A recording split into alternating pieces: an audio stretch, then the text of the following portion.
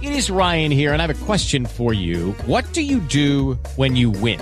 Like, are you a fist pumper, a woo-hooer, a hand clapper, a high fiver? I kind of like the high five, but if you want to hone in on those winning moves, check out Chumba Casino. At ChumbaCasino.com, choose from hundreds of social casino-style games for your chance to redeem serious cash prizes. There are new game releases weekly, plus free daily bonuses. So don't wait. Start having the most fun ever at ChumbaCasino.com. No purchase necessary. VGW Group. Void where prohibited by law. See terms and conditions. 18+.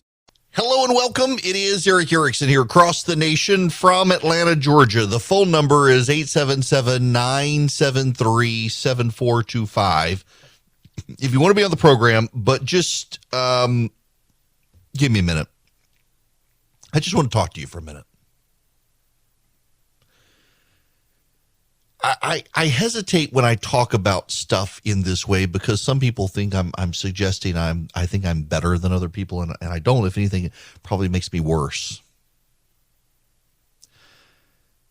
My wife is on her way home today from her scans. She has stage 4 lung cancer. She takes a chemotherapy pill every day that keeps the tumors from growing. It's genetic. There's no cure. There's nothing we can do other than she takes this pill, and maybe in taking this pill, which only works for 2 years, but she's been on it for 5.5 and it's still working, maybe buying her time to get to the next pill. For a while there, mentally, we were wondering, will she make it until our daughter graduates from high school in 2024? And now we wait and wonder if she can make it to our son graduating from high school. He's only in 8th grade. It's the sword of Damocles. You know the story, the sword hung over the throne, hung by horsehair, and you wait to see if it'll fall. And it hasn't fallen yet, but it hangs. In 2016, many of my listeners, I think, are familiar with this story. I was having some struggles breathing, thought it was allergies, but it kept getting worse. I was rushed into a cardiac ICU unit. My lungs had a whole lot of blood clots in them. And while I was being rushed in and was given 24 hours to live, I mean, it really was a call your family moment. It was your family probably needs to come moment for me. And while that was happening, my wife is calling me. She had gone home to get the kids from school while I was just getting a CT scan when they realized what was happening. And the Mayo Clinic called her and said they thought she had this lung cancer. And she did.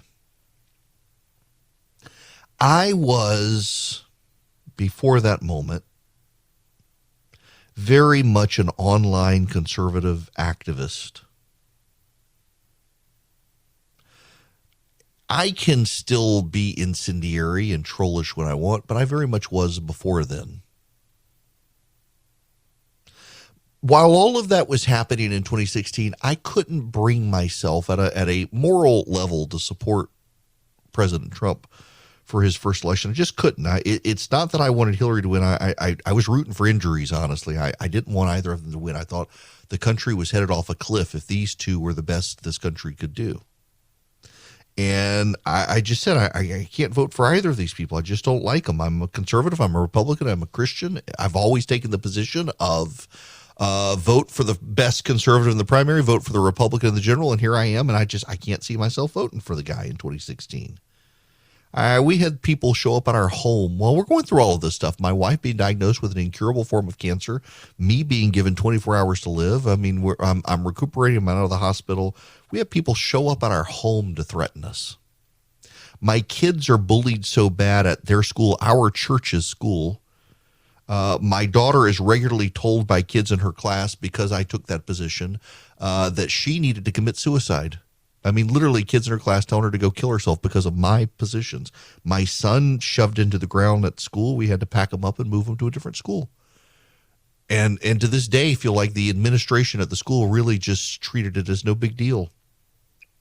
My children were chased through a store by a man yelling at them that their father was destroying the country. And I was more than once yelled at in public by people who were mad at me. Literally had someone follow me. I tell the story. People think I'm making it up. It's actually true. I literally had someone follow me into the bathroom on multiple occasions at the airport to yell at me while I was standing at a urinal peeing. A captured audience. And it really made me think, I agree with you guys about the state of the country and the politics. I just can't bring myself to pull the trigger on this. This was back in 2016. And I realized there's clearly some existential fear. And I really didn't think Trump could win, and he did. And that kind of resolved in my mind, if he can still win, the system still works. And then, of course, he didn't win in 2020. We're back to, the election had to be stolen and on and on and on. And yet in 2022, there's this Republican wave building. And I just really concluded, and have ever since had it reaffirmed by the way people work, particularly on social media and online, that both sides in this country, it's not just the left, it's the right and the left, are really spiritually broken as a people. Instead of putting our hope and our trust in a God, we've put our hope and trust in some politician. And every politician is going to disappoint you. And I look at my friends last night on social media, and they're like, it's the end of the Republic. It's the end of the Republic. The Democrats, they've crossed the Rubicon. Rome didn't fall because Caesar crossed the Rubicon. Rome was already collapsing. It was already a corrupt place with an ineffective government. I mean, Julius Caesar he saw what was happening and took charge. He didn't cause it when he crossed the Rubicon. The point of no return, there was already, before he crossed the Rubicon, someone was going to do it. He just happened to be the one who did it. But at this point in this country, it's almost a self-fulfilling prophecy. Both sides think we're at the end. The Republicans think we're at the end of the Republic. The Democrats think we're at the end of democracy. And it's all kind of a self-fulfilling prophecy. If you think the country's over, you're going to act like the country's over. But America has always been more than a physical land. It's always been an idea and an ideal. And you can disagree with other people. You can disagree with people on the left on the function of the ideal and the system and the way it works. But I keep coming back to, in this day and age, and I have ever since then. When I was in the hospital, I didn't die. I was there for 2 weeks. My lungs have only cleared in the last year. But I just keep coming back to, particularly because I am a person of faith, and I try more and more. I went to seminary. I went to seminary because I kept getting asked to preach places and thought it was really weird to get asked to preach, and I hadn't been to seminary. So I went to seminary, and it actually helped me realize how much I was twisting my faith to conform to my politics. And I think a lot more people do it than are willing to acknowledge that they conform their faith to their politics. You see it a lot these days on the right, I think, than to conform their politics to their faith. There are a lot of people who are in despair, who think the end of the country has come, who seem hopeless and angry. How can you be angry when I've read the end of the book? You already win. I mean, you're on the winning team, are you not? You've already won. Why can you be in such despair? Have you made an idol?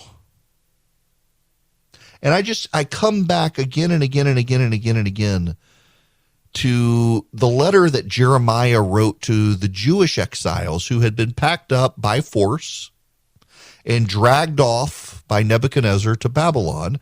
The prophet Daniel actually is reading, and if you go to the book of Daniel, Daniel the prophet, who we know existed, he was a real person. Like history documents, this guy existed. And he was reading the letter of Jeremiah, and we know this letter was real. We know this was written. And he says this is advice from God himself to the exiles, to the people displaced, to you. You who feel like the Republic is at an end, you feel like it's displaced, you feel like the America today is not the America you grew up with. This letter's written to you too. Thus says the Lord, Yahweh, the God of Israel, to all the exiles whom I have sent into exile. Let me just focus on that. To all the exiles whom I have sent into exile. If you think this country has come to an end, if you think the Republic is at an end, guess what? It was God's will. You can't fight against it. You can rage all you want, but God's will be done, not yours. If it happened, if the country's fallen, if the republic is over and we don't realize it or recognize it, or some of you do, it was his will. So what does he tell you to do? Build houses and live in them. Plant gardens and eat their produce. Take wives and have sons and daughters. Take wives for your sons and give your daughters in marriage, that they may bear sons and daughters. Multiply there and do not decrease. But seek the welfare of the city where I have sent you into exile, and pray to the Lord on its behalf. For in its welfare you will find your welfare. For thus says the Lord of hosts, the God of Israel: do not let your prophets and your diviners who are among you deceive you, and do not listen to the dreams that they dream. For it is a lie that they are prophesying to you in my name. I did not send them, declares the Lord.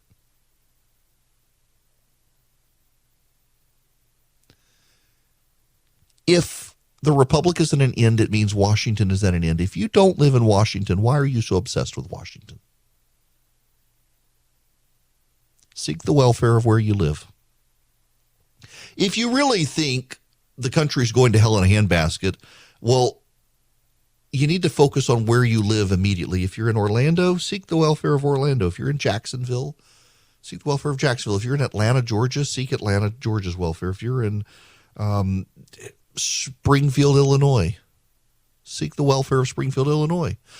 Part of my problem is, and I realize this, having been in the hospital those weeks and seeing the reaction of people coming to my house who I agreed with politically on 90% of stuff, and they were so angry with me, seeing the treatment my kids suffered because people at our church's school were so angry with me. It made me realize so many people really have made politics an idol, and they can't even recognize it, and they really are in despair. There are a lot of people on the left and the right in despair. They hate each other. They don't know each other. They have nothing in common with each other. They don't break bread with each other, and they're all obsessed about Washington, D.C. Seek the welfare of the city in which you're in exile. And that word city does not mean nation, does not mean nation. It actually means city. It means general geographic area to which you reside.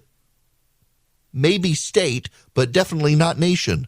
Province, state, county, city. It means your city. It means your county. Seek your welfare there. Listen, if the nation is going to hell in a handbasket, there's really nothing you can do with it. God's will be done. The grass withers, the flower fades, the word of the Lord stands forever. You cannot stop him from doing what he wants to do. If you think that God's judgment is upon the country, if you think we're going to hell in a handbasket, seek the welfare of the city in which you live, because there you're going to find your welfare. Washington's not going to save you. Washington can't save itself. Washington can't fight inflation. Washington doesn't know what it's doing. It only makes problems worse. You and your family together will take care of your family and friends. Be as generous as you can to the people in your area. Love your neighbor as you love yourself. Do to people what you want them to do to you, whether or not they reciprocate. These are not just the words of God. It's a lot of wisdom for how to live your life in a world that seems like it's gone chaotic. It's a lot of wisdom for a world where everybody seems to hate each other. Try not to be the person in despair. And get off social media. The level of performance of friends of mine on social media over the last 24 hours who feel like they have to rip their shirt and pound their chest and wail in some sort of performance to perform for their guy is just really embarrassing. The world is not going to end tomorrow, and frankly, neither is this nation. And I really don't think we're at the end of the republic. I just think we're at a new point of hysteria for a lot of people. It becomes a self-fulfilling prophecy. And a lot of the people who are fulfilling the prophecies they themselves are creating for the end of the republic would be better off getting offline and focusing on the homeless guy down the street, focusing on funding the battered women's shelter in their neighborhood, focusing on stockpiling the food bank because they got good income with their performances on Twitter, having people throw money at them, all the grifters. Go stock your local food bank and help people fill up their gas tanks in your local community. Stop performing on social media. Stop focusing on Washington, D.C. Actually seek the welfare of the city in which you live. Because if I'm wrong and you're right and the republic has come to an end, Washington is definitely not coming to save you. But there are people in your neighborhood, in your city, who could use your help, who would have your back, who may not see the world the same way you do. But you got to get to know them and them to know you instead of performing for a national crowd on social media. Seek the welfare of the city you live. Calm down. God's still on the throne. I've read the end of the book. We still win. This too passes. That never does. This other program is brought to you by First Liberty Building and Loan. Wherever you are nationwide, if you want your business to grow, they can help you. If you need access to big loans like $750,000 or more, reach out to First Liberty. Tell them I sent you. They can help your business nationwide. FirstLibertyGA.com is their website, FirstLibertyGA.com. Home inventory has soared at a record rate. Remember just a few months ago, buyers in this country were snapping up houses so fast. We got an offer on our house well above the value of our house. I mean, it was like $600,000 was the last one I got. I'd gotten several of these. All of them were, I don't live in a house that expensive, y'all. I do not live in a house that expensive. And yet that was the offer on the house. It was absurd.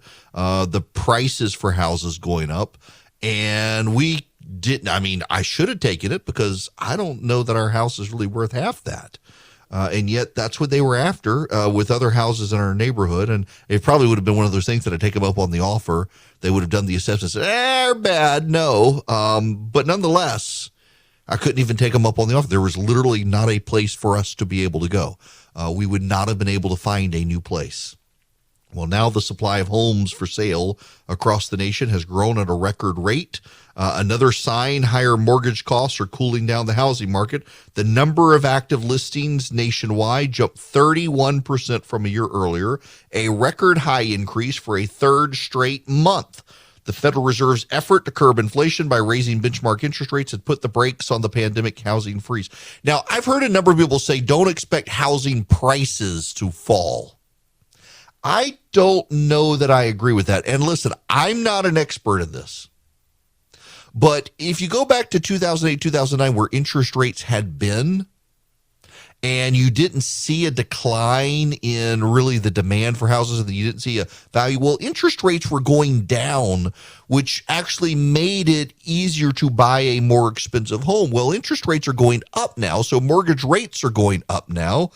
We've now got this glut of houses. I think prices have to come down a little bit. I just don't see it. You know, one day I want to get a nice, good deal for national radio syndication and have enough money that I could buy a house on the beach at Hilton Head or one up in the mountains. And I just keep my eye on the properties in those areas because one day I hope one will become available. I love to go to the beach at Hilton Head. It's one of the places I go and relax. And I've mentioned before, I just kind of keep the tracker of all the houses for sale. And for a time during the pandemic, like all the houses, Lake Burton up in North Georgia, down in Hilton Head, all the houses gone, nothing for sale. And then slowly some would come up and they would just, as soon as it came for sale, like 48 hours later, it's gone.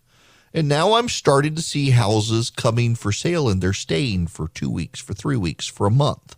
And I'm starting to see houses come up for sale along the beach again, where they were all gone for time. And this is the time of year people start divesting their properties and stuff. But I also think there are people who, because of interest rates and inflation and economic concerns and retirees, that you're going to see even more properties come up for sale and people aren't going to snap them up as quickly. And so prices are going to start trending down again. I'm not an expert. I'm not. But intuitively, that seems to make sense to me as interest rates now are starting to go up. Mortgage rates become more expensive. This is the steepest decline in mortgage demand we've seen since the 2008 financial crisis. I'm wondering what's happening. And a lot of people who have a lot of equity tied up in their houses, if the value of your house goes down, your equity goes down, and that in and of itself is also a problem. So keep that in mind. When we come back, the Democrats suddenly have hope. Just remember, it's the hope that kills you. Hi there, it is Eric Erickson. The phone lines are open. I will take your phone calls, 877-973-7425. Well, when you've lost Andrew Cuomo, he's tweeted out, the Department of Justice must immediately explain the reason for its raid, and it must be more than a search for inconsequential archives, or it will be viewed as a political tactic and undermine any future credible investigation and legitimacy of the January 6th investigations. He's not wrong. He's not wrong. While my call screener is talking to you guys and sorting through phone calls and picking and choosing who he wants to allow on, you can try. You should. He's eased up in his old age. 877-973-7425. I want to talk about this article in the New York Times. I love the headline. With deal in hand, Democrats enter the fall armed with something new. Hope.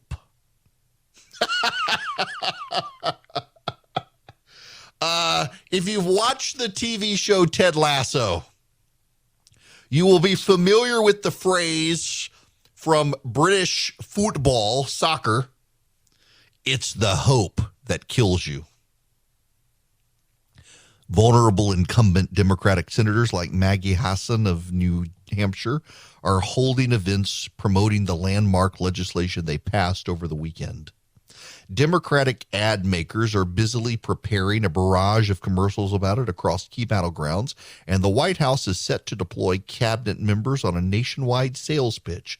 The sweeping legislation covering climate change and prescription drug prices, which came together in the Senate after more than a year of painfully public fits and starts, has kicked off a frenetic 91-day sprint to sell the package by November and win over an electorate that has grown skeptical of Democratic rule. For months, Democrats have discussed their midterm anxieties in near apoplectic terms as voters threaten to take out their anger over high gas prices and soaring inflation on the party in power. But the deal on the broad new legislation, along with signs of a brewing voter revolt over abortion rights, has some Democrats experiencing a flicker of an unfamiliar feeling: hope. Now, I want to go back to a key paragraph here. We are now in the second paragraph of the story.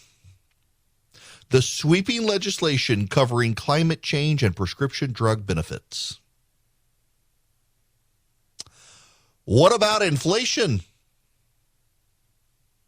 It's called the Inflation Reduction Act. You've got Bernie Sanders out there saying it's not actually going to do anything for inflation. I mean, this is Bernie Sanders saying the truth of the matter. I want to take a moment to say a few words about the so-called Inflation Reduction Act that we are debating this evening. And I say so-called, by the way, because according to the CBO and other economic organizations that have studied this bill, it will in fact have a minimal impact on inflation. And that's the crazy thing here is the number one issue in America right now is inflation. And they can't even bring themselves to broadcast inflation. This is Harry Etten at CNN. Listen to this. We also got this big inflation report out on Wednesday, the CPI report. The good news is that the expectation from economists is that it's going to show a cooling off. Consumer prices expected to be up 8.7% year over year. I think the bad news is that is still really high. It would be down just a touch from that 40-year high of 9.1% in July. It's kind of like, I don't know, being in a 100-degree heat wave and then it goes down to 95 degrees. It's still hot. It's still pretty hot. But listen, this is a big deal. I mean, inflation is the biggest problem in the economy, and we're all searching for signs that maybe the worst is behind us. But it won't be because of the Inflation Reduction Act. Here's the CNBC, the host and the guest. Listen, obviously, we talk a lot about the Federal Reserve, and this is a political story, but it's called the Inflation Reduction Act. It was called Build Back Better. Obviously, that didn't work, so they tweaked it and changed some things in it. Is there anything that you see that will actually reduce inflation anytime in the next couple of years? I don't, and even some of the government scoring agencies don't.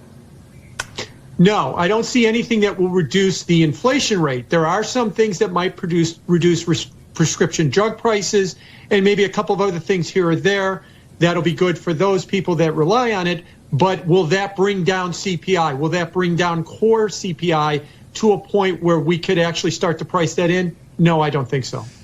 Wasn't that the whole point of the legislation? I mean, this is Frank Luntz and his panel. I played this audio yesterday. It's important to play it again. Listen to this. What about you? Where do you see things now compared to where they were 3 or 4 months ago? Well, the public is even angrier today than they were 3 or 4 months ago, more divided, more hostile towards Washington, and that's never good for any incumbent.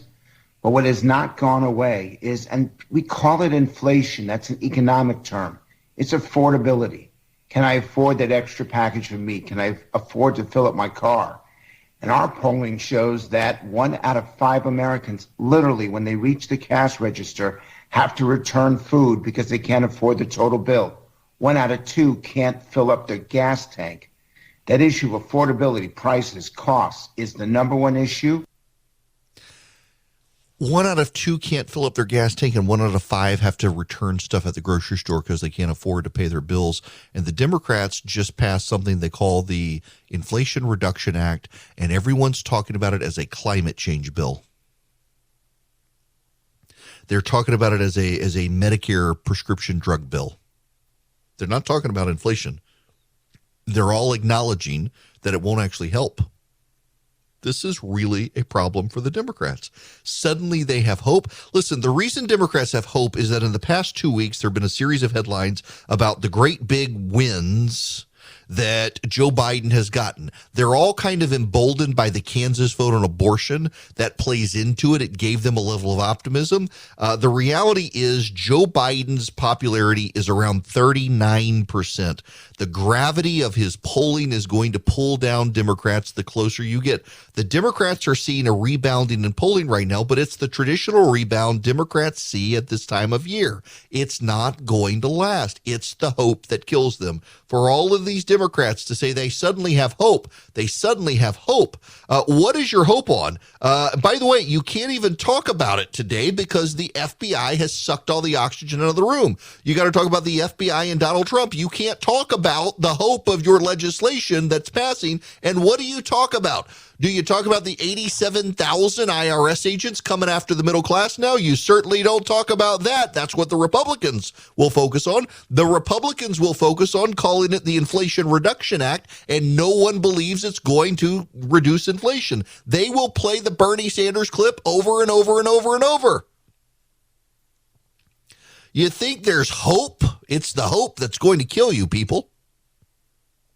You're going to be crushed at the ballot box because you can't get your messaging straight. And I guarantee you, people, that before this is over, the Democrats are going to be running for the hills screaming, the message, we can't get on the message is the problem. No, the message isn't the problem. It's that you've done nothing to solve the problem you created. In fact, you've made it worse by spending even more money. The very thing you shouldn't have done, you did. You can call it an Inflation Reduction Act, but even you don't believe it. That's the problem.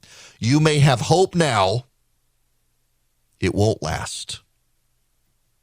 Now, let's get to the phones. All right, I got to read this note.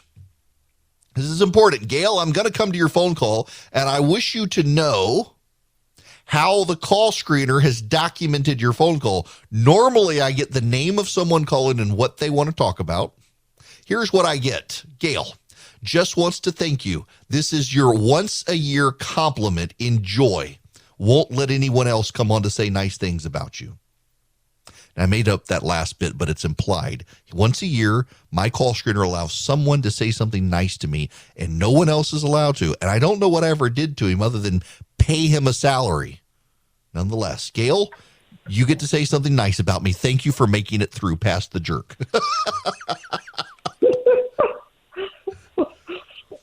Welcome. Are you ready for me? I am ready for you, Gail. Well, I just wanted to say to you, because I talk to friends and neighbors, and everybody is so distressed over the state of our country right now and the state of the political scenario. I am Christian. I am conservative.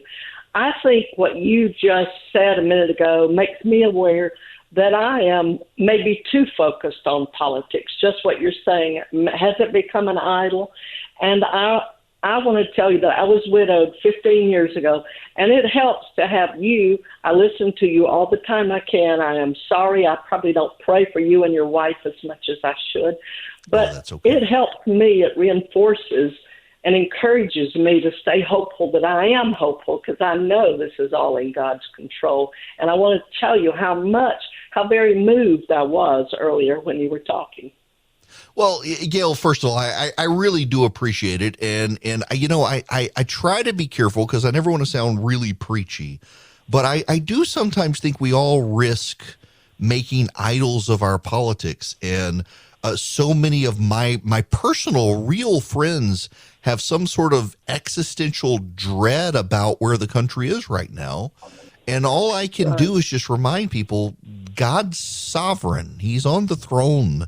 Not a hair falls from your head without him sanctioning it. So don't be afraid. And I have to tell myself that sometimes because I get worried about it too, having kids and the existential dread of my wife's cancer and all that. And so I'm talking to myself as much as I'm talking to you guys when I say these things, but I sure appreciate the kind words. Thank you very much. I appreciate it so much, and thank you. Thank you. All right. One more comment on that before I get to another call. I really, please do understand many times these things that I say there, I'm talking to myself out loud more than I am to you, because there are times I despair. So I totally understand the frustration.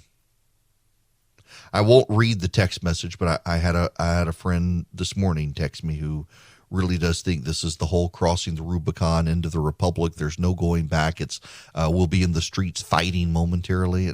No, we're not. I have a hard time. I know people who are deeply partisan and deeply committed to partisanship believe that. And that's why I think we've reached a point where almost the partisanship in the country on both sides is really unhealthy. Because we're so fixated on what's happening in Washington, we've lost the ability to focus on what's happening in our backyard. And when you lose that perspective, listen, particularly if you're a conservative, you're supposed to be locally focused.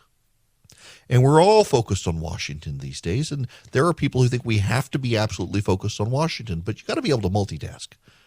I'm not saying Washington can affect you, cannot affect you, but I am saying that your local school board affects your kids way more than Washington does. And I am saying you can meaningfully impact someone's life.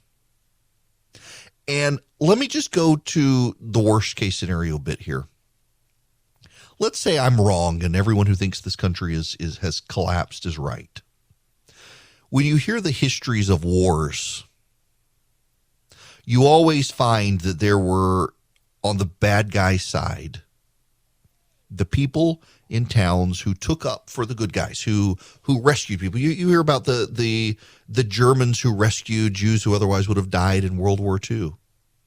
You hear about, I heard the story the other day during World War II, a Belarusian who took in a Ukrainian that the Nazis were hunting. Or the Japanese citizen who hid someone from China during World War II. And you hear these stories all the time. And what do they have in common? They're local communities where local people who knew each other and loved each other. It transcended the geographical, demographic, partisan, geopolitical lines, because local communities, you know your neighbor. And your neighbors, you tend to get along with each other. And so if the country is really gone, well, then you need to be pouring your heart and your resources and your energies into your local community and building the trust of those immediately around you who, when bad times come, will take care of you and you take care of them. Seek the welfare of the city in which you're in exile. Stop making an idol of politics.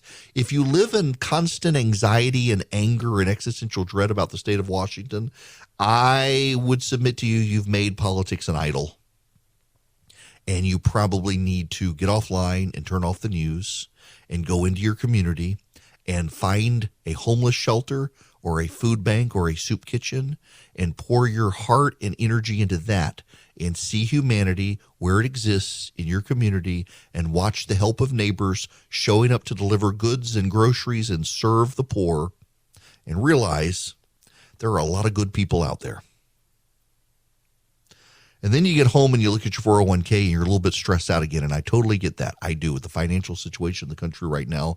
You may, if you're interested in precious metals and learning how to use them in your accounts, you may want to reach out to my friends at Goldco to see about protecting your retirement savings and easing the ebbs and flows of the stock market and well, everything that's happening out there. You can call Goldco at 855-904-5933. You'll get a free wealth protection kit to learn how to use gold and silver to protect and grow your money. Thousands of retirees are protecting their retirement savings. Many are getting $10,000 or more in free silver for doing it.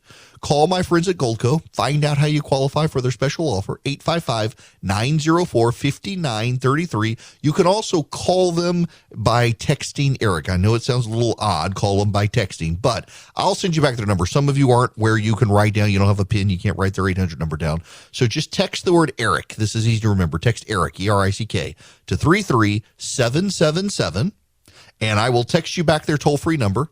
You can call them, tell them I sent you, see if they're a good fit for you, you for them, learn how to use gold and silver for your retirement portfolio. Well, I told you guys the other day, and I need to address these concerns about Nancy Pelosi and her position on China. Sorry, sneezing fit. So Pelosi was on television earlier today, and she was praising China. Now, I've told you in the past, the reason I didn't want to criticize her with Taiwan is because she has been, Republican and Democrat alike, one of the leading advocates for Taiwan. In fact, after the Tiananmen Square incident, Nancy Pelosi went to China with a bipartisan delegation and unfurled a flag that was pro-protester. The Chinese were offended and put her on a plane back to the United States. She's been pretty staunchly against China for years. She was the person who encouraged Newt Gingrich to go when he was Speaker of the House to Taiwan, and now she's gone to Taiwan. But this is what she said on television earlier. We still support the one China policy. We go there to acknowledge the status quo is what our policy is. There was nothing disruptive about that. It was only about saying China is one of the freest societies in the world. Don't take it from me. That's from Freedom House. Let's talk a strong a little bit. democracy, courageous people, and it's just, I don't know why it is, except there's some commercial interest who would like to diminish the relationship. So China is one of the freest, strongest democracies, et cetera. This is being exerted by a lot of people, but she did clarify later she actually meant Taiwan. She was talking about Taiwan, but saying one China policy. She then said China. And I get taking people out of context. This is why I play longer clips here. Usually this one's being circulated around, but she was talking about Taiwan, not China. I'm not going to listen. Maybe she's got financial interest in Taiwan, but indisputably anti-China, stood up for the Tiananmen protesters in Tiananmen Square, encouraged Newt Gingrich to go to Taiwan. I'm just not going to attack her. There's plenty of stuff to go after Nancy Pelosi on without being dishonest and taking her out of context to drag her. There's plenty to drag her on without that. Hello, it is Ryan, and I was on a flight the other day playing one of my favorite social spin slot games on ChumbaCasino.com. I looked over at the person sitting next to me, and you know what they were doing? They were also playing Chumba Casino. Coincidence? I think not. Everybody's loving having fun with it. Chumba Casino is home to hundreds of casino-style games that you can play for free anytime, anywhere, even at 30,000 feet. So sign up now at ChumbaCasino.com to claim your free welcome bonus. That's ChumbaCasino.com and live the Chumba life. No purchase necessary. VGW Group. Void where prohibited by law. See terms and conditions. 18+.